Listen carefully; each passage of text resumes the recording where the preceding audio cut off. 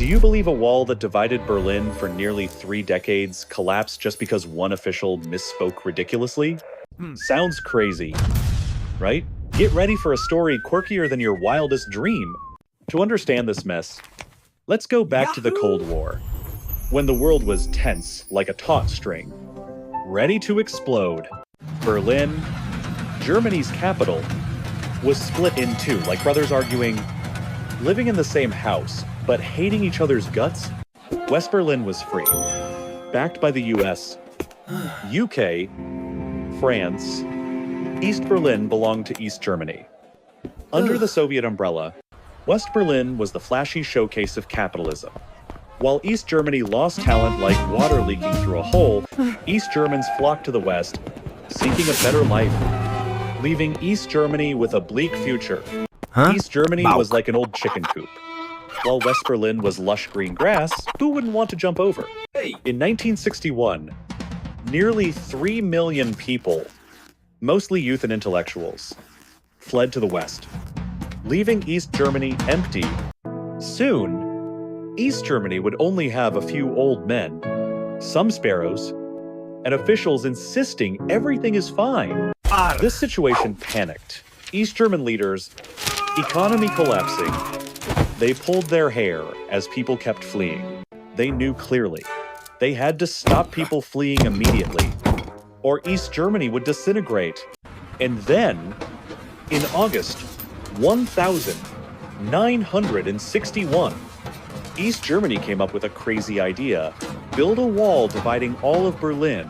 They built the wall, not a garden wall, but a massive structure, cold, dividing the city forever. The wall divided Berlin, becoming a symbol of division, blocking people from seeking freedom at all costs. From temporary barbed wire, it turned into a deadly system, the Berlin Wall. Solid, terrifying, concrete towering high, barbed wire, anti-tank obstacles, floodlights, barking dogs, becoming an impenetrable fortress, the death strip full of sand, mines, guards ready to shoot anyone daring to cross the wall. Calling this the worst architectural structure in history wouldn't be wrong, as it only brought suffering. The wall divided streets, families, friends, lovers, like a knife, cutting all Berlin connections to shreds. East Berlin became a giant prison. Strict control. People trapped in the regime's iron cage. Border crossing stories were thrilling like movies. Digging tunnels, jumping windows, swimming rivers, or flying homemade hot air balloons. Many died seeking freedom. The wall becoming a concrete cemetery, cold and full of tragedy. President Kennedy proclaimed, "I am a Berliner," in support, but the wall still stood immovable. Later, Reagan called Mr.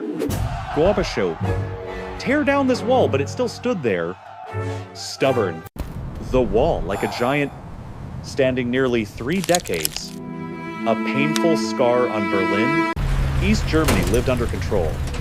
Shortage, suffocation, like locked in a windowless room, like standing outside a neighbor's party, looking through the window without being invited. Unless, by the late 1980s, freedom seeped across Eastern Europe, shaking the East German regime strongly. Gorbachev initiated perestroika. Glasnost, like a storm of freedom blowing through Eastern Europe, shaking everything.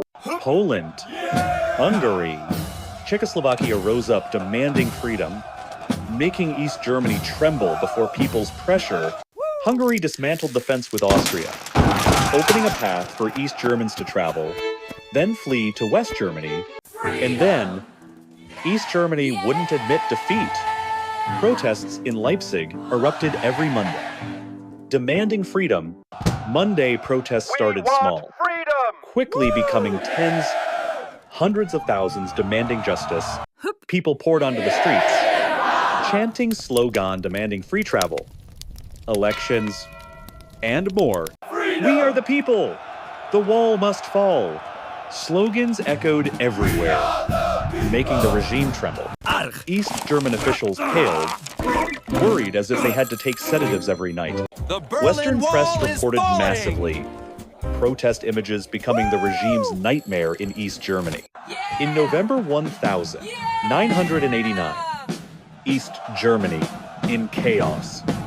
The regime couldn't control the people demanding freedom anymore. Communist leaders desperately appeased the people, trying to save face, but pressure was too great. And then, they loosened travel regulations, like a small pressure release valve, not opening the door to freedom. The intention was for people to apply for cumbersome visas, but it was about to become an unbelievable historical farce. On the evening of the 9th of November, 1989, an East German official announced new travel regulations in a press conference, but he wasn't fully informed, like forgetting the script leading to a historical mistake